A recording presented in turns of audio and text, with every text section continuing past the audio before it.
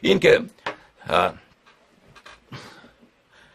صاحب جواهر چی گفته؟ خویی در تنقیح گفته. به جهنم که چی گفتن؟ اون چیزی که امام صادق علیه السلام گفته، اون دین خداست. من چیکار دارم خویی چی گفته، صاحب جواهر چی گفته؟ اونا که کلام اهل بیت علیهم السلام را شرح نزدن، نظریه خود را گفتن. به جهنم. چرا طلاب ما صرف عمر خود را صرف این امور باطل بکند؟ یا آخوند آمده اونجا کفایه نوشته، من بیام اونجا. آی خدای پاک، دوستان شما نرفتید درس کفایه؟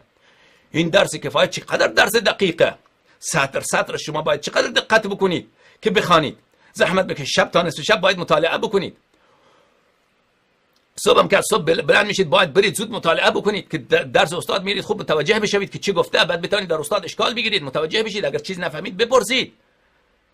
آخر دین خدا همینه. این کفایه چه ربطی به مذهب شیعه دارد؟ این چه عزیزان؟ غفلت بازی تا به کی؟ پشت کردن به اهل بیت طاهرین علیهم السلام تا به کی؟